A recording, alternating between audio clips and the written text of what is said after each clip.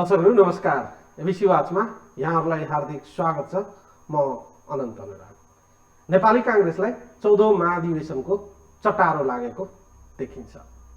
नेपाली कांग्रेसभित्र अहिले आम रूपमा अबको नेपाली कांग्रेस कस्तो बनाउने विषयमा आम कांग्रेसीजनमा चिन्ता र चासो बढेको देखिन्छ। यता नेपाली कांग्रेसको नेतृत्वमा नेता परिवर्तन कि नीति परिवर्तन मूलभूत यिनै विषयमा अहिले नेपाली कांग्रेस अल्झिएको देखिन्छ। मुलुकको सामु चौतर्फी रूपमा राजनीतिक संकट देखा परिरहँदा नेपाली कांग्रेस आफ्नो आन्तरिक राजनीतिक व्यवस्थापनमा पनि व्यस्त हुनु परेको छ। राष्ट्रिय राजनीतिले एउटा कोर्स पूरा गर्न नसकिरहेको अवस्थामा नेपाली कांग्रेसको 14औं महाधिवेशन नेपाली कांग्रेसकै लागि फलामे चिउरा साबित हुने देखिन्छ। अब तोकिएको समयमा 14औं महाधिवेशन भएन भने संवैधानिक र कानुनी जटिलता नेपाली कांग्रेसले बेहोर्नुपर्ने निश्चित प्राय छ। त्यसो हो भने नेपाली कांग्रेस अब जस्तोसुकै अवस्थामा पनि तोकिएको मितिमा 14औं महाधिवेशन गर्नुपर्ने बाध्यात्मक अवस्था उत्पन्न भएको छ। हामी यिनै विषयमा केन्द्रित हुनेछौँ। कांग्रेसभित्र अझै पनि देखिएको क्रियाशील सदस्यताको विवाद कहिलेसम्म समाधान होला? कांग्रेसको भविष्यको बारेमा कुरा गरिरहँदा अबको नेतृत्व परिवर्तन केवल नेता परिवर्तनका लागि मात्रै हो कि नीति परिवर्तन पनि हो? हामीसँग हुनुहुन्छ नेपाली कांग्रेसका युवा नेता केन्द्रीय सदस्य धनराज गुरुङ। कार्यक्रममा उहाँलाई स्वागत गरौँ। धनराजी, कार्यक्रममा स्वागत गर्न चाहन्छु। धन्यवाद। चटारो लागेको छ है तपाईहरुलाई? निश्चित रूपमा कांग्रेसको अब यो 14औं महाधिवेशनको पूर्व सन्ध्यामा हामी उभिएका छौँ। महाधिवेशन भनेको एउटा पर्व हो, महोत्सव हो। महोत्सवको अगाडि उभिँदाखेरि हामीलाई गर्व पनि र चुनौती पनि दुईटै छ। र अवसर पनि चुनौती पनि हाम्रो अगाडि सामु छ। अब अवसर के हो त भन्दाखेरि 14औं महाधिवेशनबाट कांग्रेसलाई रूपान्तरण गरेर लिएर अगाडि लैजाने यो हाम्रो अवसर के अरे हाम्रो लागि अवसर हो भने चुनौती के त हाम्रो अगाडि भन्दाखेरि मुलुक बडो संकटग्रस्त भएको अवस्था छ। मुलुकको राजनीति व्यथितिबाट गुज्रिरहेको अवस्था छ। यो अवस्थामा सँगै हामी महाधिवेशन गर्नु छ। अर्थात् एउटा काँधमा महाधिवेशन, अर्को काँधमा हाम्रो जिम्मेवारी भनेको मुलुकको अस्तव्यस्त भएको राजनीतिलाई ट्र्याकमा लिएर आउने हाम्रो जिम्मेवारी छ। यो हाम्रो लागि चुनौती हो। फेरि दुईटा कुरा एकैचोटि गर्नुपर्ने छ। त्यसो भएको कारणले गर्दाखेरि यसलाई चटारो नै पनि भनिहालौँ अनन्तजी। तर एउटा कुरा के भन्दाखेरि यो चाहिँ नि हाम्रो लागि एक प्रकारले हामी व्यस्त हुनुपर्ने अवस्था हो। तपाईले भने जस्तै मुलुकको अहिलेको राजनीतिक अवस्था तपाईँ अवगत छ। तपाईलाई पार्टी तपाईको पार्टी अवगत छ यो विषयमा। आन्तरिक व्यवस्थापन एकातिर, राष्ट्रिय राजनीतिलाई डोर्याउनु पर्ने अर्को चुनौती।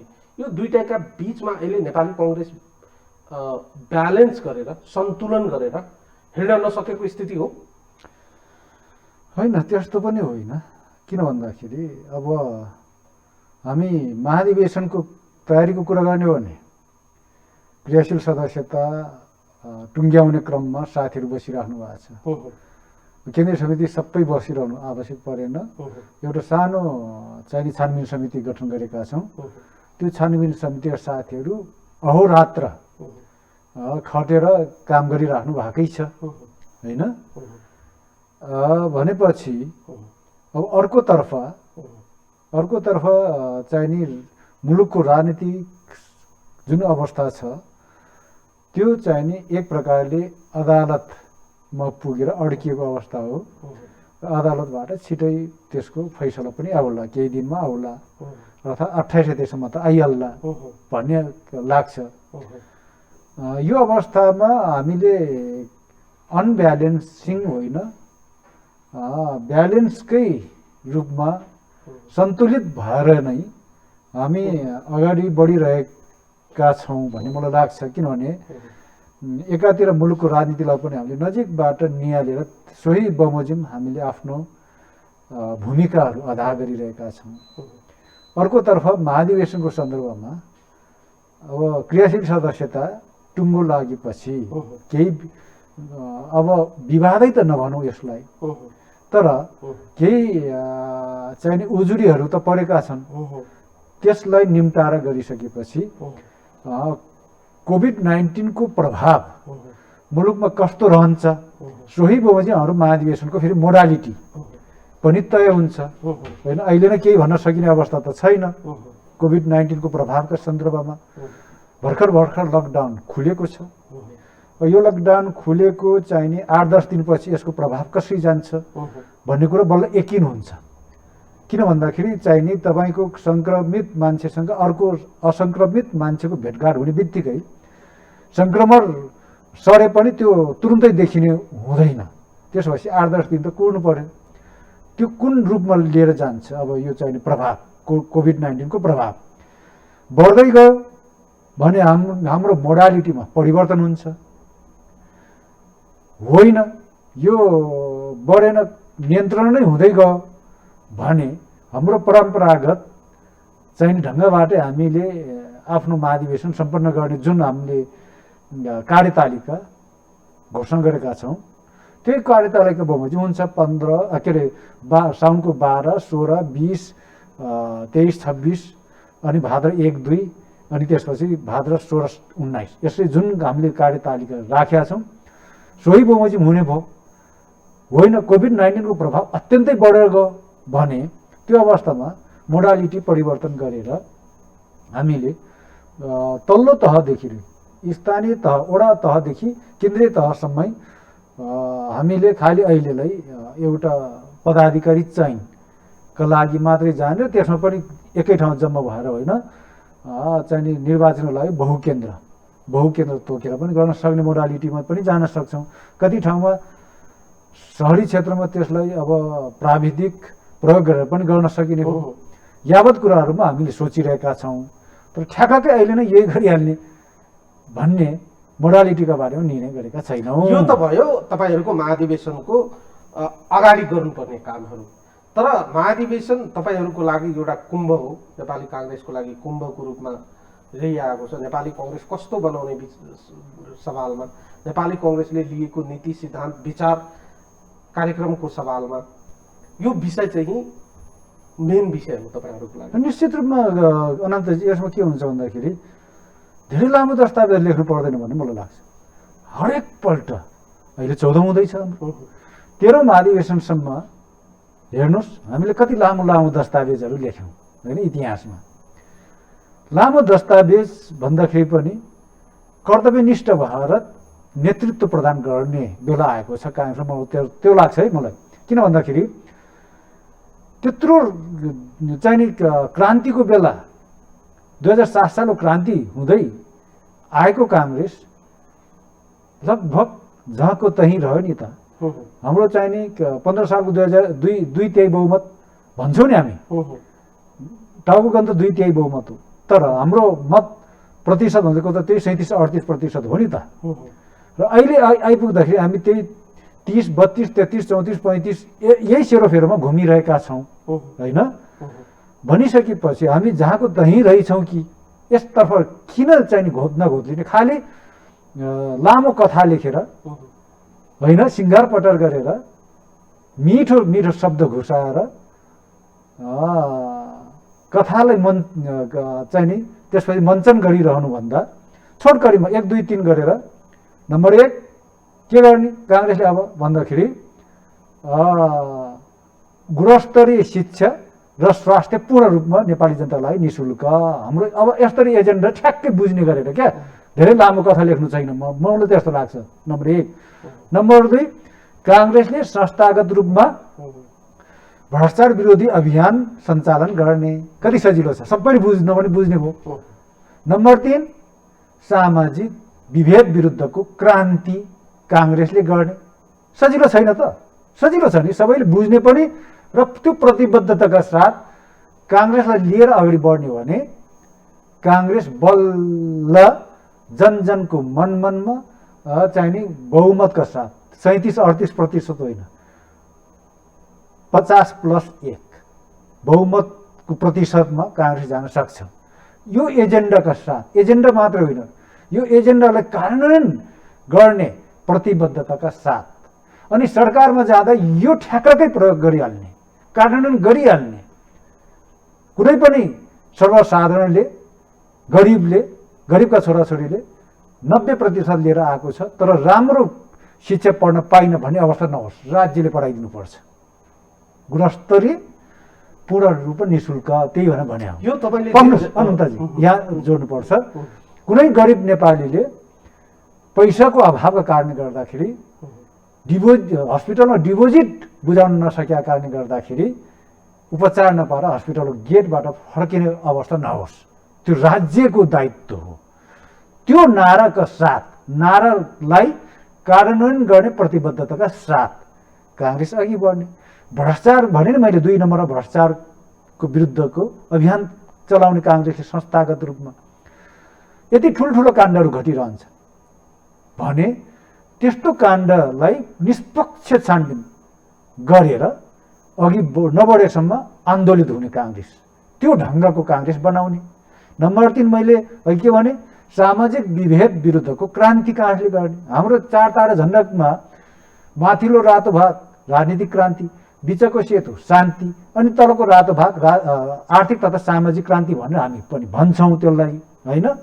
तर हामी यहीँनिर चुकिरहेका छौँ कि सत्तामा जाँदाखेरि कतै आर्थिक क्रान्ति र सामाजिक क्रान्ति दुईटै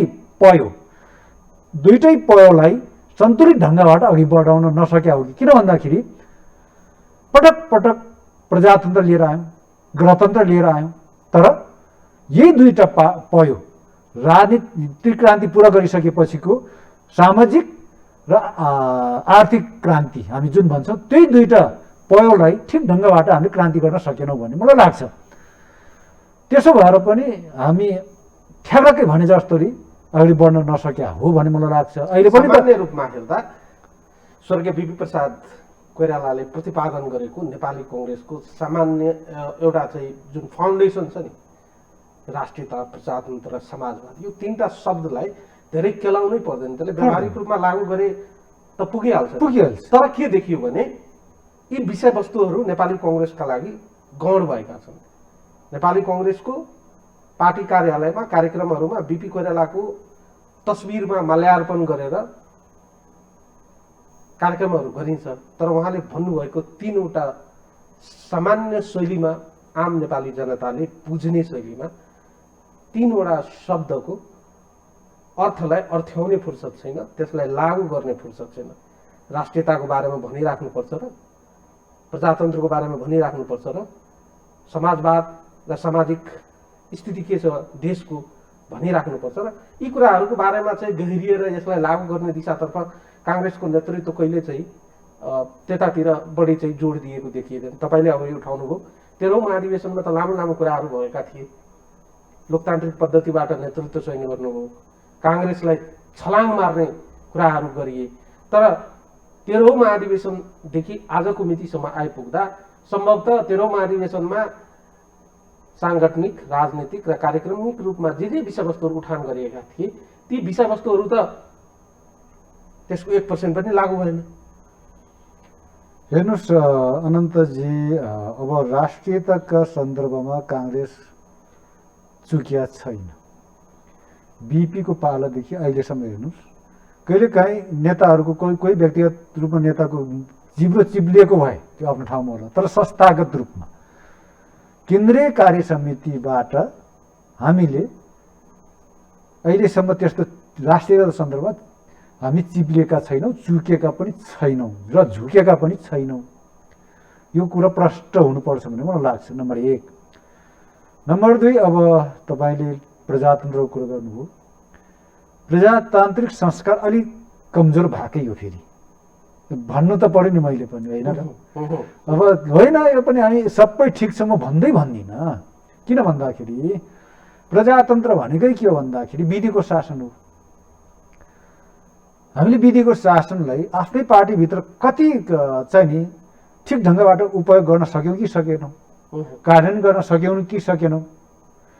तपाईँलाई राज्यलाई हामी के भन्छौँ भन्दाखेरि राज्यमा चुनाव घोषणा गरिसकेपछि त्यो सरकारले चुनावका कारणले गर्दाखेरि आचार संहिता लागू हुन्छ भन्छौँ हामी। तर काङ्ग्रेसको त महाधिवेशन अब लगभग 2 महिना पनि बाँकी छैन। तर अहिलेसम्म पनि म चिठी पत्र देख्दैछु कि बडो हाँसो पनि लाग्छ कहिलेकाहीँ आफ्नै पार्टीको साथीहरू के भएको जस्तो लाग्छ। अहिले पनि तपाईँ फलानालाई यो विभागको फलाना विज्ञ हो कि के जाति भनेर चिठी बाँडिराख्या म देख्छु, होइन? अहिलेसम्म पनि सदस्य फलाना विभागको फलाना के जातिको सदस्य समन्वय गर्नुहोस् पत्र, यो त राम्रो हुँदैन नि। त्यो पत्रको कुनै उपदेयता पनि छैन। त्यसो भएको कारणले गर्दाखेरि यो खालि एउटा उदाहरण दिएँ मैले कि विधिको शासन प्रजातन्त्र हो भनिसकेपछि त्यो भित्र रहेर हामीले काम गर्नुपर्छ भन्ने मलाई लाग्छ। अर्को कुरा के हो, प्रजातान्त्रिक संस्कार। फेरि प्रजातन्त्र भनेको खालि विधिको शासन मात्रै भनेर भएन। अब प्रजातान्त्रिक संस्कार, प्रजातान्त्रिक संस्कार भने के त भन्दाखेरि जित्नेले शासन गर्ने अनि आन्तरिक प्रतिस्पर्धामा हार्नेले जित्नेलाई सहयोग गर्ने। तर यतिमा मात्रै टुङ्गिँदैन, जित्नेको शासन र हार्नेलाई सम्मान दुइटै हुनुपर्छ। हार्नेलाई कहिले सम्मान गर्ने, जित्नेले सम्मान गर्ने भने यो फेरि हेर्नुहोस्, जित्नेले दम्भ होइन सम्मान, र हार्नेले असहयोग होइन जित्नेलाई सहयोग। तर हामी केमा भुल्यौँ, जित्नेले विधि मिच्दै जाने, हार्नेले विधिको कुरा उठाउने, हामीहरूले विधिको कुरा उठाउने, उठाउँदै गयो। त्यसपछि के गरिदिने भन्दाखेरि भागबन्ड पाएपछि विधि सिधि फेरि सिद्धियो। यो यथार्थ कुरो हो। यो र ग्रुप र त्यो ग्रुप म केही भन्दिनँ, हाम्रो पनि कमजोरी छ नि त्यहाँभित्र। विधिको कुरा उठाउँदै अन्तिममा भागबन्ड लगाएपछि बिलो भन्छौँ गाउँतिर हामी, बिलो पाएपछि अनि नाच्दै आइहाल्ने। यो ढङ्गबाट काङ्ग्रेस उँभो लाग्दैन। कस्तो नीति देखियो भने काङ्ग्रेसमा तपाईँले अघि बताउनु भयो नि, तपाईँहरूको महाधिवेशन आउन 2 महिना पनि बाँकी छैन अब।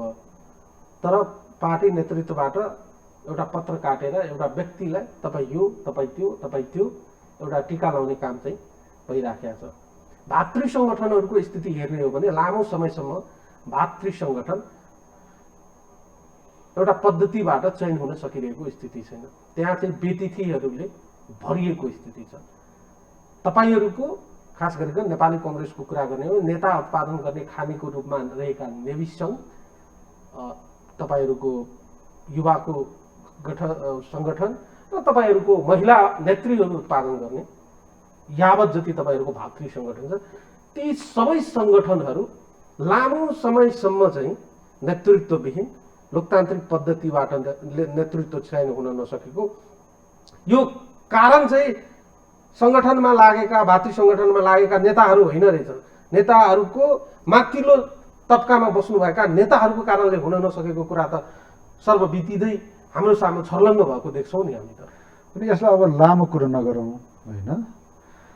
किन भन्दाखेरि नेपाल विद्यार्थी सङ्घको केन्द्रीय अध्यक्ष भएको बेलामा गिरिजाउसँग मेरो 1-to-1 कुरो हुँदाखेरि, गिरिजाउ मैले महाधिवेशन तोक्न लाग्दैछु, पोखरामा केन्द्रीय समिति बैठक राखेको छु, अब म भोलि पोखरा जाँदैछु र केन्द्रीय महाधिवेशन तोक्न लागेको छु गिरिजाउ भन्दाखेरि उहाँले, तिमीलाई महाधिवेशन किन चाहियो? राम्रो काम गरिरहेछौ त, सबैले राम्रो काम गरिरहेछ, धनराजले भनिरहेछ, किन चाहियो भन्नुभएको थियो। अनि मैले भने गिरिजाउ मलाई त महाधिवेशन गर्न जिम्मेवारी दिनुभयो नि त भने, होइन महाधिवेशन त्यसै हुँदैन, यही हो शब्दै, महाधिवेशन त्यसै हुँदैन, विचार गर भन्नुभयो। त्यो विचार गर त भन्नुभयो, तर मैले गएर ठोकिदिएँ। महाधिवेशन घोषणा गरेर आइसकेपछि गिरिजाउ रिसाउनु भयो, भयङ्कर रिसाउनु भयो। भेट्न जाँदाखेरि जय नेपाल गिरिजाउ भन्दा मेरो अनुहारमा हेर्नु भएन, उहाँले त्यति धेरै रिसाउनु भएछ। चुरोट सल्काउनु भयो, फुङ्ग माथि उडाउनु भयो, तर मेरो अनुहारमा हेर्नु भएन। दुईवटा घुँडा टेकेर गिर्जाउको अगाडि टेकेर अनि मैले भने गिर्जाउ जे गर्नु गरिहालेँ, अब मैले गरिहालेँ, घोषणा गरिहालेँ महाधिवेशन, यो सम्पन्न भएन भने त फेरि गिर्जाउ पार्टी सभापति हुनुहुन्छ, हजुरलाई पनि अब्जस आउँछ। हजुरले बोल्नुभयो महाधिवेशनको जिम्मेवारी धनराजलाई गर्ने जिम्मेवारी धनराजको भन्नुभएको छ उतिखेर। त्यसैले अब मैले राम्रो गरेर पनि नराम्रो गर्ने घोषणा गरेँ, यो सम्पन्न गरिदिनु पऱ्यो गिरिजाउ, सम्पन्न गर्न सहयोग चाहिन्छ, पार्टीको सहयोग बिना महाधिवेशन हुन्न, मलाई थाहा छ राम्ररी गिरिजाउ भनेपछि उहाँले बल्ल अब उहाँलाई पनि मन पग्लियो होला अनि धाप मारेर, उहाँको बानी के थियो भने अलिकता मन पग्लियो भने धाप मार्ने उहाँको बानी थियो। मलाई कुममा धाप मारे भन्नुभयो, जाऊ तिमी जाऊ, सबै म भनिदिन्छु, विराटनगर तोकेको थिएँ मैले, त्यहाँको सबै नेतालाई भनिदिन्छु, राम्रो तयारी गर अब भन्नुभयो। त्यही अनुसार तयारी गरेँ। भनेपछि यो के भन्दा इच्छा शक्ति, आफूलाई के जिम्मेवारी दिइरहेछ भन्ने कुरा पनि बुझ्नुपर्छ। जिम्मेवारी लिने मान्छेले पनि, चाहे त्यो नेवी सङ्घको अध्यक्ष होस्, चाहे त्यो तरुण दलको अध्यक्ष होस्, चाहे महिला सङ्घको अध्यक्ष होस्, चाहे त्यो दलित सङ्घको अध्यक्ष होस्, चाहे आदिवासी जनजातिको अध्यक्ष होस्, के हो अब होइन, सबै, चाहे किसान सङ्घ भन्नुहोस्, सबैको भातृ संस्थाको सभापतिज्यूहरूले पनि वाट इज द रेस्पोन्सिबिलिटी भन्ने कुरा बुझ्नु पर्यो, नम्बर 1। नम्बर 2, केन्द्रीय नेतृत्व, काङ्ग्रेस पार्टीगत केन्द्रीय नेतृत्वले पनि तपाईँले भन्नुभएको झैँ गरेर त्यसलाई परिचालन गर्ने, सही बमोजिमको परिचालन गर्नु पर्यो होइन। तेरो र मेरो किन सबै काङ्ग्रेस होइनौँ हामी। ठ्याक्कै तपाईँले गिरिजा प्रसाद कोइरालाले तपाईँको कुरालाई चाहिँ समर्थन नगरेको भए सम्भवतः गराउन सक्नुहुन्न थियो, तर गिरिजा बाबुले तपाईँको कुरामा समर्थन जनाउनुभयो र सहयोग गर्नुभयो। अहिले के देखिएको छ भने भातृ सङ्गठनका नेतृत्वले चाहिँ महाधिवेशन गराउन चाहे तापनि नेतृत्व पङ्क्तिबाटै चाहिँ नगराओस् भन्ने चाहिँ चाहना राखेको देखिन्छ। त्यस्तो होइन अनन्तजी,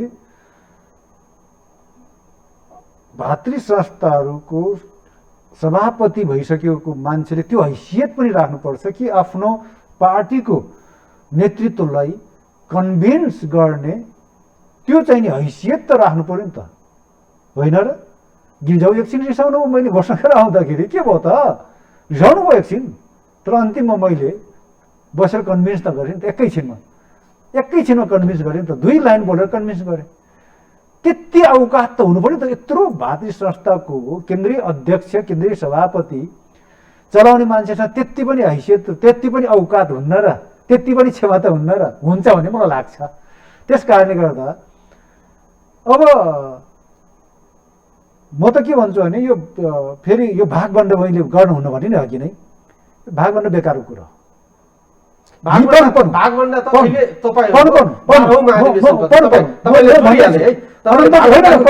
मलाई पुरा भन्न दिनु न यहाँनिर। ए बाबा, हिजो को कहाँ थियो? 13औं महाधिवेशनमा श्रद्धेय नेता अर्जुन नरसिंह केसी शेरबहादुर दाइको महामन्त्री प्यानलमा उठ्नु भएको होइन र? अहिले उहाँ कहाँ हुनुहुन्छ? त्यहाँ हुनुहुन्छ र हुनुहुन्न होइन भने केही केन्द्रीय सदस्य साथीहरू रामचन्द्र दाइको प्यानलमा उठेका केन्द्रीय सदस्यहरू पनि अहिले फेरि रामचन्द्र दाइसँग हुनुहुन्न भनेपछि यो प्यानल भनेको उतिखेरको मात्रै कुरा हो क्या, चुनावी माहौलको कुरा मात्रै हो भन्ने मलाई लाग्छ। त्यसो भएको कारणले गर्दाखेरि तेरो र मेरो गर्नै हुन्न, आवश्यकै छैन। तर भागभण्डा त तपाईँहरूको 12औं महाधिवेशनपछि त यो त एउटा थायी रूपमै तपाईँहरूको स्थायी रूपमै तपाईँहरूको पार्टीभित्र प्रवेश गरेको देखिन्छ 60-40 को। निश्चित रूपमा तपाईँको कुरामा म सहमत छु कि यो दुर्भाग्य हो, काङ्ग्रेसको लागि दुर्भाग्य हो। पहिले यस्तो हुन्थेन होइन, केही कुरा रिजर्भेसन छ भने बरु नेताहरूले आपसमा बस्नुहुन्थ्यो। गिर्जाले काम गर्दै गर्दा कहीँ अलिकता चाहिने हाम्रो किसुनजीलाई मन परेन भने उहाँले अलिकता गिर्जाउलाई बसेर कुरा गर्नुहुन्थ्यो र किसुनजीले को कुरा मन नपर्दा गिर्जाउसँग गिर्जाउले किसुनजीसँग बसेर मिलाउनुहुन्थ्यो। जस्तै उदाहरणको लागि, ठ्याक्कै उदाहरणको लागि किसुनजीले केन्द्रीय समिति फुलफिल गर्दा कुबेर शर्माजीले ल्याउनुभयो, मनोनित गर्नुभयो। गिर्जाउ त्यो कुरामा गिर्जाको रिजर्भेसन रह्यो अनि गिर्जाउले केही असन्तुष्टिहरू किसुनजीसँग व्यक्त गरेपछि सायद मलाई लाग्छ कुबेर शर्माजीलाई 3 महिनामै हटाइदिनु भयो केन्द्रीय सदस्यबाट किसुनजीले। त्यसपछि फेरि गिरिजाऊ सभापति भएपछि गिरिजाऊले गोपाल राईलाई केन्द्रीय सदस्य मनोनित गर्नुभयो। त्यो कुरामा किशनजीको केही रिजर्भेसन रह्यो र त्यो चाहिँ नि गिरिजाऊसँग किशनजीले आफ्नो असन्तुष्टि राख्नुभयो र गोपाल राईजीलाई 1 महिनामै केन्द्रीय सदस्यबाट गिरिजाऊले हटाइदिनु भयो। यो नि त यो हो तरिका। तर यहाँ त ठ्याक्कै तिम्रो मान्छे कतिजना भर्ती गरिदिउँ हुँदा नेवीसँग के बुझाएको छ बिचरा, सबै काङ्ग्रेस भनी बुझाएको छ नेवीसँगका साथीहरूले, सबै काङ्ग्रेस।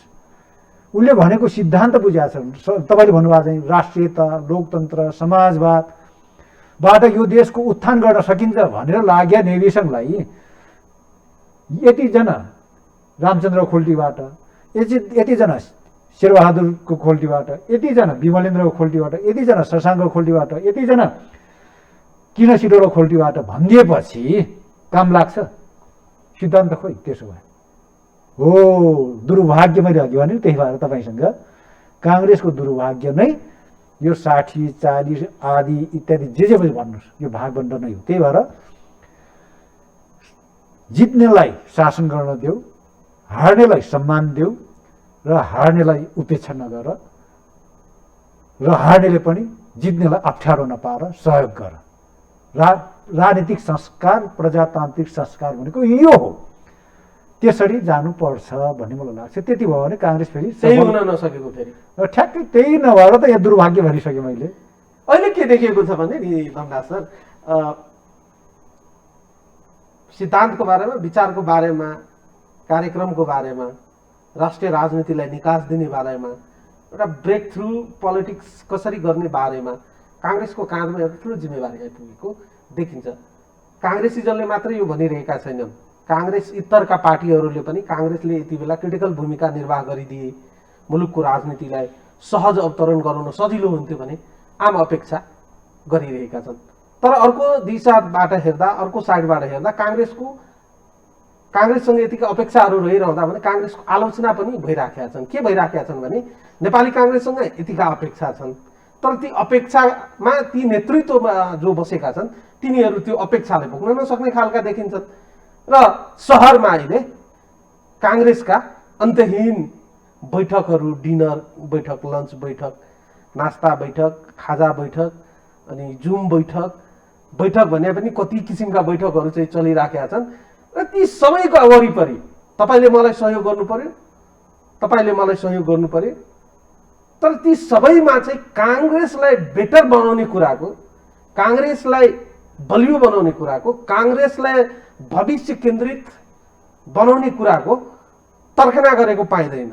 सेटलमेन्टका कुराहरू चाहिँ बढी देखिन्छन्, बाँकी अन्य कुराहरू चाहिँ त्यति बहसमा नआउँदा जो काङ्ग्रेसका तल्लो तहमा बसेर काम गरिरहेका छन्, जो साँच्चीकै काङ्ग्रेसलाई उठाउन महत्त्वपूर्ण भूमिका निर्वाह गरेका छन्, तिनीहरूलाई यो कुरा चाहिँ चित्त बुझेको देखिँदैन।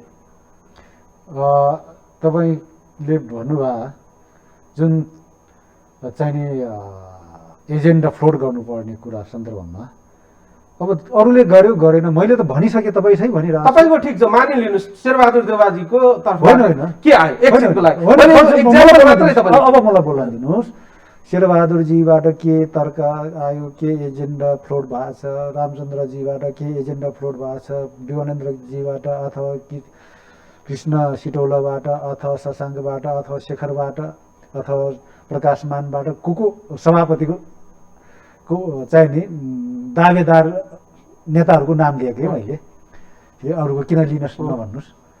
उहाँहरूबाट के भइरहेछ त्यो उहाँहरूलाई नै जान्ने कुरा हो। मेरो सधैँ नेताहरू हुनुहुन्छ उहाँहरू, होइन?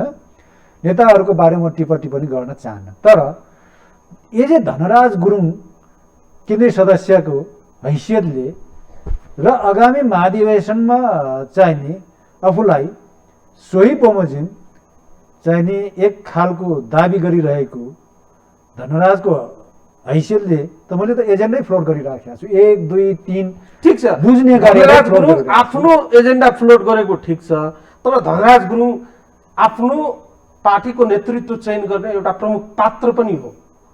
धनराज गुरुङ, तपाईँले जति पात्रहरूको नाम लिनुभयो नि, ती पात्रहरूलाई अनुहार हेरेर भोट दिने होइन होला नि त, अनुहार हेरेर उहाँहरूलाई नेतृत्वमा पुर्याउने होइन होला नि त। शेरबहादुर देउवाजी अग्लो हुनुहुन्छ, जाङ्गो हुनुहुन्छ, रामचन्द्रजी चाहिँ पुरा चाहिँ वृद्ध हुनुहुन्छ, उहाँप्रति तपाईँको सद्भाव बढेर होइन।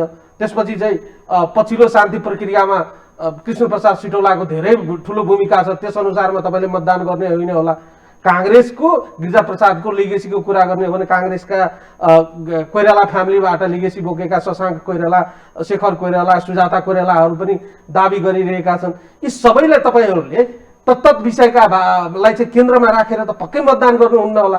त्यहाँ त उहाँहरूले काङ्ग्रेसलाई कस्तो बनाउने, काङ्ग्रेसको अबको यात्रा के हो, काङ्ग्रेस अब कहाँ पुग्न चाहन्छन्? पक्नुहोस्, कलेक्टिभ लिडरसिप भन्छौँ नि त हामी, त्यही भएर होइन कलेक्टिभ लिडरसिप। मैले जति सधैँ नेताहरूको नाम भने होइन, कोही छुट्नु भएको छैन, त्यसमा थपौँ। हो कलेक्टिभ लिडरसिप। हामी युवा केही साथीहरू बस्ने गर्छौँ वैचारिक छलफलमा होइन। अब मैले जुन कुरा भनिराखेको छु त्यो चाहिने कुनै नेता र मेरो त जोडिन्छ होला नि कहीँ न कहीँ त। भोलि मैले पदाधिकारी भएर बस्दाखेरि मैले अहिले अनन्त अनुरागसँग जे कुरा भनिरहेको छु एजेन्डाको रूपमा, यो यो यो यो यो है अब हाम्रो एजेन्डा भनेर ठ्याक्कै पदाधिकारी भएपछि त कार्यान्वयन गरौँ अब भन्छु नि त। म आफै सभापति नभए पनि पदाधिकारी भएपछि त त्यति हैसियत त हुन्छ नि। त्यति भइसक्यो। यो द्याट्स कलेक्टिभ लिडरसिप भनेको त्यही हो। त्यही भएर नेताहरूसँग नि छ, फेरि नेताहरूसँग भिजनै छैन भन्ने होइन। विदाउट भिजन मिसन बन्दैन नि त होइन। भिजन भइसकेपछि न मिसन बन्ने हो, र त्यो मिसन बनिसकेपछि त्यो मिसनलाई प्राप्त गर्नको लागि कमिटमेन्ट चाहिने हो। नेता भनेको त्यही होइन र। त्यसो भएको कारणले गर्दाखेरि हामी चाहिँ भिजन पनि छ र भिजन भएको कारणले मिसन पनि हाम्रो छ, र त्यो मिसनमा पुग्नको लागि हामी प्रतिबद्ध पनि छौँ। त्यो ढङ्गबाट हामी पार्टीलाई 14औं महाधिवेशनबाट त्यो ढङ्गबाट सञ्चालन गर्न चाहन्छौँ। अहिले त के भइदियो भने हामी केन्द्रीय सदस्य मात्रै छौँ। केन्द्रीय सदस्य छौँ, पदाधिकारी बैठक बसेर चाहिँ नि केही न केही एजेन्डाहरू फ्लोट हुन्छ, ल्याउँछन्, हामीले पारित गरिदिनै पर्ने हुन्छ अन्ततोगत, किन सहमतिमा आयो भन्छ नि त हामी। त्यसैले भोलि चाहिँ नि धनराज गुरुङ लगायतका हामी जुन चाहिँ वैचारिक छलफलमा छौँ ती साथीहरू एक ठाउँमा भएर कलेक्टिभ लिडरसिप चाहिँ नि हामीले प्रदान गर्दै गर्दाखेरि त मैले भनेको एजेन्डाहरू कार्यान्वयन हुन थाल्छ नि। त्यसपछि त दिनदिनै मैले त यही केन्द्रीय समिति भने भ्रष्टाचारका विरुद्धमा आमरण अनसन सुरु गरौँ भन्ने मान्छे मै हुँ। मै चाहिँ यो पार्टीको पदाधिकारी भएपछि त त्यो पारित गराउन त म सजिलै सक्छु नि त। आमरण अनसन मैबाट सुरु गराइदिन्छु नि त, के भयो त त्यतिखेर। देशमा भएको लुटको विरुद्धमा, भ्रष्टाचारका विरुद्धमा म आमरण अनसन बस्दिन्छु। संस्थागत पार्टी सिङ्गल बस्ने गोविन्द केसी जस्तो त म त होइन। एक्ज्याक्टली मैले शब्द कोइन गरेर तपाईँकै कुरामा चाहिँ मेरो जोड रह्यो र अलि अगाडि बढाउन आग्रह गरेँ। ठ्याक्कै अहिले काङ्ग्रेस जुन बिन्दुमा आइपुगेको छ, अहिले काङ्ग्रेसको नेतृत्व परिवर्तन, नेतृत्वका लागि नेता परिवर्तन मात्रै खोजेको होइन नि त, तपाईँहरूले नियत र नीति परिवर्तन पनि खोज्नु भएको छ नि। रूपान्तरण भनेको छु समग्रमा यसलाई, काङ्ग्रेसको रूपान्तरण होइन। त्यही भएर त रूपान्तरण कसरी गर्ने भन्दाखेरि तपाईँ जब एजेन्डा फ्लोट गर्नु भएन भने रूपान्तरण हुँदैन। व्यक्ति परिवर्तनले मात्रै काङ्ग्रेसको समग्र रूपान्तरण हुँदैन। पहिलो नम्बर यसै बुझौँ। त्यसैले एजेन्डामा जानु पर्यो। अनि एजेन्डा कस्तो भन्दाखेरि कथा लेखेर एजेन्डा बन्दैन। कथा नलेखौँ, मैले अघि नै भने शैक्षिक मोडलको बारेमा अझै छलफल गरौँ, कस्तो मोडलमा जाने। जस्तै तपाईँको बुढानीलकण्ठ स्कुल मोडलमा जाने कि, केही साथीहरूसँग मैले यो प्रस्ताव पनि राखिरहेको छु। बुढानीलकण्ठको के रहेछ भने 66% पैसा तिर्ने फुल फी, 33% गरिबका छोराछोरीले 1 रुपियाँ पनि नतिर्ने, तर पुरै 66% बच्चाले जे सुविधा पाउँछ त्यही सुविधामा उनीहरू पनि पढ्न पाउँछन्। त्यो मोडलमा लैजाने कि पहिला 7 प्रदेशमा त्यस्ता स्कुलहरू व्यवस्थापन गर्ने, त्यसपछि 7 प्रदेशपछि तपाईँको बिस्तारै चाहिँ नि 77 जिल्लामा, त्यसपछि 77 जिल्लापछि तपाईँको 165 निर्वाचन क्षेत्र हुँदै 753 स्थानीय तहमा 51 त्यस्तो आवासीय विद्यालयहरू हामीले बनाउन सक्यौँ भने त्यो आवश्यक छ फेरि नेपालको लागि। किन भन्दाखेरि यो स्कुल जानको लागि पहाडी क्षेत्रमा 3 घन्टा 4 घन्टा हिँडेर जानुपर्ने अवस्था छ। यदि हामीले त्यो ढङ्गको व्यवस्थापन विद्यालय शिक्षालाई लिएर गयौँ भने त गरिबका छोराछोरीले पनि पढ्न पाइनु भन्ने ठाउँ पनि भएन, पढाउन पाइयो होइन। हाम्रो गरिबीको रेखामुनि भनेको त त्यही 23-24% हो। अहिले कोभिड-19 का कारण अलि बढेर 30-35 पुग्यो होला भनेपछि ठ्याक्कै मिलेन, हिसाब मिल्यो नि त। 66% धनीका छोराछोरीले पेमेन्ट गर्छन्, त्यही भित्रबाट 33% गरिबका छोराछोरीले पनि फ्रीमा पढ्छन्। यो मोडल गर्ने हो कि भनेर मैले केही साथीहरूसँग छलफलमा राखिरहेको छु अहिले होइन। शिक्षा र प्राइभेट पुरै खारेज गर्नुपर्छ भन्छ है कोही कोही साथीले, त्यो होइन। साह्रै प्राइभेटमै पढाउँछु म, महिनाको 50,000 1 लाखतिर प्राइभेटमै पढाउन चाहन्छु भन्नेलाई पनि छुट छ यो नीतिमा, यो शैक्षिक नीतिमा। त्यसैले यो ढङ्गको मोडालिटीमा जान सकिने हो होइन। अब स्वास्थ्यको बारेमा फेरि व्याख्या गर्नु परेन, भ्रष्टाचार विरोधी अभियानको बारेमा व्याख्या गरिरहनु परेन। या यी कुरा गरेपछि त त्यही हो नि त जनताले खोजे जुन नेतृत्वको तपाईँले कुरा गरिराख्नु भएको छ नि, जुन आइडल नेतृत्वको तपाईँ परिकल्पना गरिराख्नु भएको छ नि, रूपान्तरणको कुरा गर्नुभयो। केही समय अगाडि तपाईँहरूको पार्टीभित्र हस्तान्तरण र पुस्तान्तरणको पनि लामै बहस र चर्चाहरू भए। तपाईँहरू अहिलेका यङ जेनेरेसन लिडरसिप जो हुनुहुन्छ, जो एउटा काङ्ग्रेसको ग्राउन्ड स्कुलिङबाट चाहिँ काङ्ग्रेसको एउटा केन्द्रीय स्तरमा पुग्नु भएको छ, तपाईँहरूको एउटा समूह जुन काङ्ग्रेसभित्र छ, जो काङ्ग्रेसलाई रूपान्तरण गर्न चाहेका छन्, ती समूहहरू पनि तिनै गुटमा रमाएको देखिन्छ। फेरि समस्या त त्यहाँ छ नि। तपाईँले अघि कलेक्टिभली एफर्टको कुरा गर्नुभयो। तपाईँहरूसँग बहस गर्न, तपाईँसँग ती साथीहरू बहस गर्न त सँगै आउलान्, तर भोलिका दिनमा ताल परे फेरि उहाँहरू त तिनै नेताको पछि लागेर गुटमा रमाउने चरित्र नीति त पछिल्लो कालखण्डमा त राम्रैसँग अनुभूत गर्न पाइयो। त्यही भएर म के भन्ने गर्छु भने दौराको फेरको गुट होइन, विचारको फेर समाउ भन्छु म। विचारको फेर त समाउन पाइयो नि। धनराज गुरुङले, अब अरू नेताको नाम लियो भने फेरि विभेद गरे भन्ला, अब मेरै नाम लिएर भन्छु। धनराज गुरुङले फ्लोट गरेको एजेन्डा राम्रो छ भने त्यसलाई राम्रो भनिदिनु पर्छ साथीहरूले। विचारको फेर समाउने भने मैले दौराको फेर समाउने होइन। ठ्याक्कै तपाईँसँग एउटा सहमत के हो भने काङ्ग्रेस बिग्रेकै दौराको फेर समाएर फेरि आफ्नो उत्थान देख्यौँ हामीले, जसले गर्दा सिङ्गो पार्टीको उत्थान हुन सकेन। त्यसैले विचारको फेर समाएर अगाडि बढाउँ न त, विचार फ्लोट गरेर अगाडि बढाउँ। त्यसो भएपछि त विचारको फेर समाएर अगाडि बढ्दाखेरि मेरो विचार मन परेन भने छोड्न सक्छ, अर्को गुटमा जान सक्ने भयो नि त, अर्को वैचारिक फेर समाउन सक्ने भयो। तर नियत कस्तो देख्यो भने विचार धनराज गुरुङले फ्लोट गरेको विचारसँग सहमति देखिने, तर नेतृत्व चाहिँ धनराज गुरुङको हुँदैन है। विचार चाहिँ तपाईँको ठिक छ, तर तपाईँको नेतृत्व हुँदैन। नेतृत्व चाहिँ उहाँको हुन्छ, विचार चाहिँ तपाईँको ठिकै छ, तपाईँको विचारलाई बोक्न मलाई गाह्रो छैन भन्ने तर्कना पनि सुनिन्छ। होइन, यस्तो हुन्छ अनन्तजी, अहिलेसम्म अब जे जस्तो भयो, अबको जेनेरेसनले त्यो मान्दैन। अबको जेनेरेसनले चाहिँ नि त्यो कुरोलाई मान्दैन। किन भन्दाखेरि काङ्ग्रेस सुदृढ काङ्ग्रेस, सबल काङ्ग्रेस, सशक्त काङ्ग्रेस चाहन्छन् भने त अब विचार बिनाको राजनीति के हुन्छ र? सम्भव छ? छैन। त्यस कारणले गर्दा अबको जेनेरेसनले मलाई लाग्छ विचारको फेरलाई नै समातेर अघि बढ्छ भन्ने मलाई लाग्छ। र एक दुई त डिफेक्टोहरू छन् भने पार्टीभित्र त्यसलाई चाहिँ नि निस्तेज पार्दै लैजानु पर्छ। अब डिफेक्टोको तपाईँले कुरा गर्नुभयो। 14औं महाधिवेशनबाट पनि वर्तमान पार्टीका सभापतिले चाहिँ आफू सभापति पुनः हुन चाहेको कुरा अगाडि ल्याउनु भएको छ। काइन्ड्स अफ डिफेक्टो फ्युचर सभापतिको रूपमा उहाँले आफूलाई स्थापित गर्ने कुरा देखिन्छ। त्यसका लागि उहाँले गर्नुपर्ने जति पनि गतिविधिहरू छन् आफूलाई डिफेक्टो बनाउनको लागि त्यो गरिराख्नु भएको छ। त्यसमा चाहिँ एक किसिमका साथीहरूको चाहिँ पूर्ण समर्थन रहेको देखिन्छ। ठिक छ, होइन उहाँले अब दाबी नै गर्न नपाउने भन्ने त छैन नि त होइन। हाम्रो विधानले छेकेका छैन। लगातार 2 पल्ट भनेको छ, उहाँको जम्मा 1 पल्ट भएको छ होइन। त्यसो भएपछि अब कुरो के हो भन्दाखेरि अब दाबी कसले गर्छ त्यो समस्या होइन। समस्या के हामीभित्रको अहिलेसम्म समस्या भन्दाखेरि चाहिँ नि हाम्रो एउटा परम्परा छ नि, बैतरणी भन्ने परम्परा छ। गाईको यसो पुच्छर समाउने चलन छ नि त होइन, अहिले पनि छ गाउँघरतिर।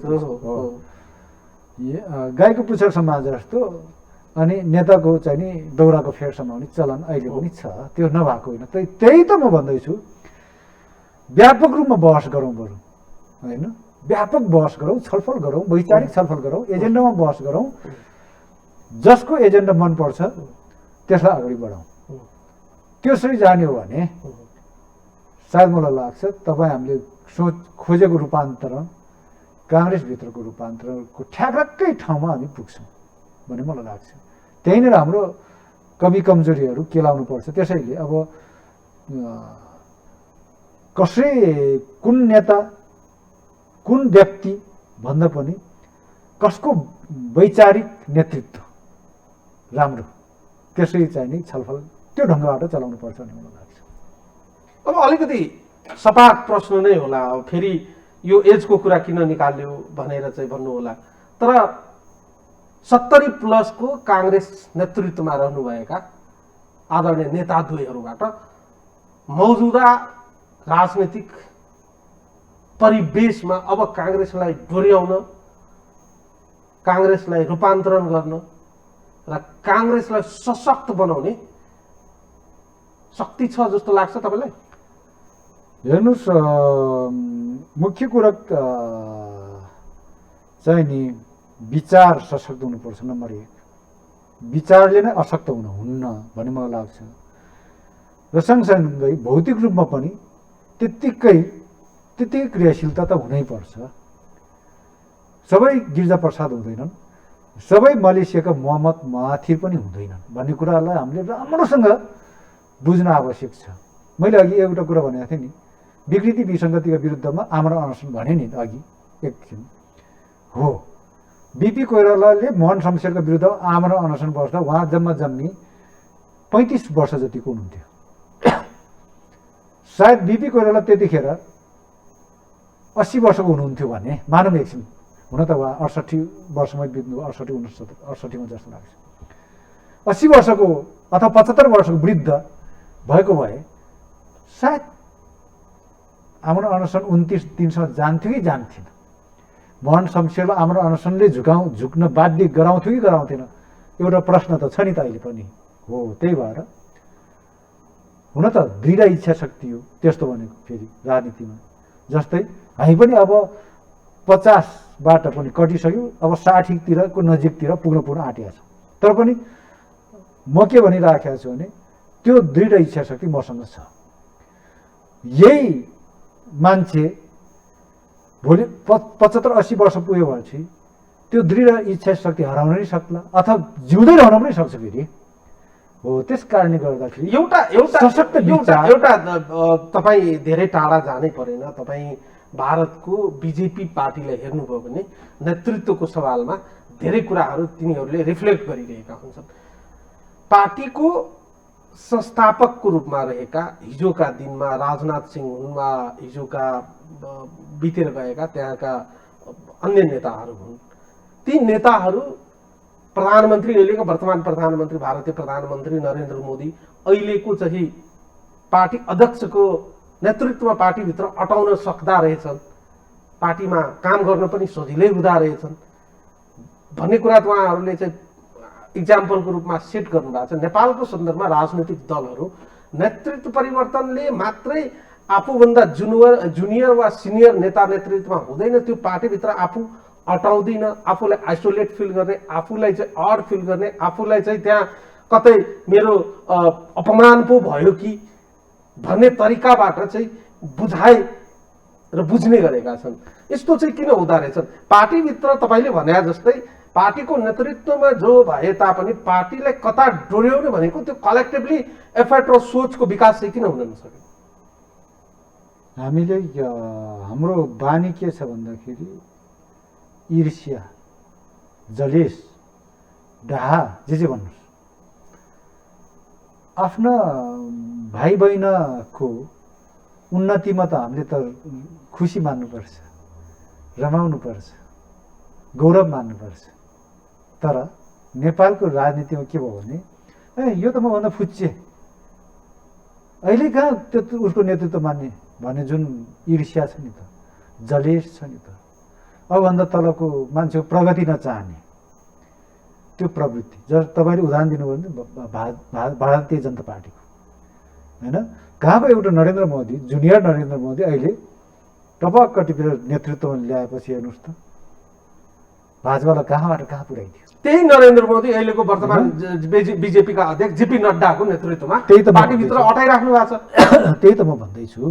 हिजोका दिनमा लालकृष्ण आडवाणी र त्यहाँको चाहिँ राजनाथ सिंह लगायतका भेटरान लिडरहरू पार्टी अध्यक्षमा हुँदा पनि तिनीहरू हुँदा भन्दैछु म त नरेन्द्र मोदीलाई मुलुकको सञ्चालन गर्ने ठाउँमा पुर्याएको त हो नि त, होइन र? भने हामीले त्यो प्र्याक्टिस किन नगर्ने? यो जुनियर हो भन्न हुन्न क्या, क्षमतालाई हामीले सम्मान गर्ने हो क्या। क्षमतालाई नेपाली राजनीतिमा त्यो क्षमतालाई सम्मान गर्ने बानी नै हामीसँग छैन। खालि ईर्ष्या गर्ने, डाहा गर्ने, मलाई उछिन अगाडि जान्छ कि भन्ने। उछिन्छ त, हिँड्न नसक्नेलाई हिँड्न सक्नेले उछिन्न त। तर हाम्रो बानी के भने हिँड्न सक्नेलाई बाटो छोडिदिनुको सट्टा हिँड्न सक्ने पछाडिबाट उछिन लाग्यो भने त्यो टेक्दै गरेको लौरो तेर्स्याइदिने क्या, उछिन्न नदिने नेपाली राजनीतिको यो विकृत संस्कार छ। त्यही भएर पनि चाहिने नेपाली राजनीतिमा अझै मैले भने एक प्रकारको चाहिने जुन हामीले सबैलाई आफू नहुँदा पनि अर्कोले गर्न सक्छ, नेतृत्व दिन सक्छ, आफूभन्दा तलकोले नेतृत्व लिएर अघि बढ्न सक्छ। म पनि त्यहाँनिर अटाउँछु। आखिर घर नचुहेको घर छाउन सकियो भने मात्रै सबैलाई ओत राम्रो लाग्ने हो, होइन? आफू पनि घरको छानो राम्रोसँग छाउन नसक्ने, अनि छाउन सक्ने साथीलाई छानो चढ्लास पख्लास भनिदिएपछि के हुन्छ? घर थोत्रिन्छ कि थोत्रिन्छ? म अन्तिम प्रश्न गर्छु तपाईँलाई। काङ्ग्रेसभित्र नेता व्यवस्थापन गरेर काङ्ग्रेसको भविष्य सुनिश्चित हुने देख्नुहुन्छ तपाईँ? नेता व्यवस्थापन भन्दा पनि हामीले सामयिक समय सापेक्षित एजेन्डा लिएर अघि बढ्ने हो, एजेन्डा फ्लोट गर्दै अघि बढ्ने हो। हरेक समयमा हेर्नुहोस्, चाहे त्यो बिपीको पालोमा भन्नुहोस्, चाहे गिरिजाप्रसाद कोइराला, एकपल्ट त गिरिजाउलाई त धेरैले काम नलाग्ने बुढा भन्थ्यो नि त, हो कि होइन? तर जब उहाँले ज्ञानेन्द्र शाहले सत्ता हातमा लिइसकेपछि उहाँले एउटै एजेन्डा भन्नुभयो, एजेन्डा फ्लोट गर्नुभयो कि संसद पुनर्स्थापना एउटै मात्र एजेन्डा हो कि होइन? त्यही बाटोबाट शान्ति प्रक्रिया आएकी आएन मुलुकमा। अनि समय सापेक्षित ढङ्गबाट एजेन्डा क्रिएट गर्ने, सिर्जना गर्ने हो नि एजेन्डा भनेको त। नेताले त प्रतिक्रियात्मक होइन, नेता क्रिया गर्ने नेता हुनुपर्छ। हो, क्रिया गर्ने नेताले लिडरसिप दिनुपर्छ पार्टीमा। नेतृत्वको व्यवस्थापन हो एउटा पक्ष के भने न्यायोचित व्यवस्थापन भन्छु, नेतृत्वको व्यवस्थापन होइन, न्यायोचित व्यवस्थापन। त्यो भनेको क्यापासिटीको आधारमा हो, यसको जे क्षमता छ त्यहाँ व्यवस्थापन गर्ने। ठ्याक्कै मैले त्यही भन्न खोजेको थिएँ, क्यापासिटीको आधारमा। जोसँग क्षमता छैन भने दुःख पाएको छ एकपल्ट अवसर दियो, राष्ट्रिय सभामा ल्यायो, दुःख पाएको छ समानुपातिकमा ल्यायो। तर समानुपातिकमा ल्यायो, संसदमा फुट्टी एक शब्द बोल्न सक्दैन, तर बारम्बार दोहोऱ्याउने र क्षमतावान मान्छेहरू तल बसेर टुलु हेरेपछि पार्टी बन्छ। माइनोरिटीभित्र पनि क्यापेबल त हुन्छन् नि। त्यही त म भन्दैछु, क्यापासिटी भएको, मैले भने नि अघि नै, क्यापासिटी भएका क्षमताको आधारमा पुरस्कृत गर्नु पर्यो।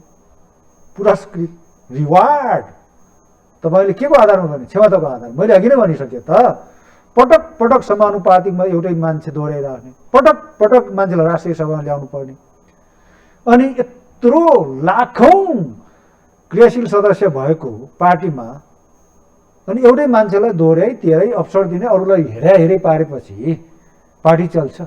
चल्दैन नि त। कुरो यो हो। त्यसैले न्यायोचित विचारले पार्टी हाँक्ने, विचारको रथमा त्यो रथमा बसाल्ने र रथ हाँक्ने ठाउँमा आलो पालो पनि गर्ने क्षमतावान मान्छेले राम्रोसँग रथ हाँक्छन्। त्यसो भएको कारणले गर्दाखेरि त्यो ढङ्गको व्यवस्थापन पनि गर्दै जानु, न्यायोचित व्यवस्थापन भन्ने गरेको छु मैले। 14औं महाधिवेशनबाट हामी त्यो न्यायोचित व्यवस्थापनलाई पनि त्यत्तिकै प्राथमिकता दिन्छौँ हामीले। आशा गरौँ 14औं महाधिवेशनपछि नेपाली कङ्ग्रेसले ताजगी प्रदान गर्नेछ र आम रूपमा नेपाली कङ्ग्रेसप्रति आस्था राख्ने काङ्ग्रेसीजन मात्रै होइन, काङ्ग्रेस इतरका पनि व्यक्तिहरूको जुन एउटा अपेक्षा रहेको छ त्यो अपेक्षामाथि चाहिँ काङ्ग्रेस खडा उत्रन सकुन् भन्ने चाहिँ कामना गरौँ। तपाईँलाई समय र संवादको लागि धन्यवाद दिन चाहन्छु। यहाँलाई पनि हार्दिक धन्यवाद दिन चाहन्छु। धन्यवाद। दर्शकहरू, उहाँ हुनुहुन्थ्यो नेपाली कङ्ग्रेसका युवा नेता केन्द्रीय सदस्य धनराज गुरुङ। आजको लागि यो संवाद यति नै। सम्पूर्ण युनिट लागि मलाई पनि बिदा दिनुहोस्। नमस्कार।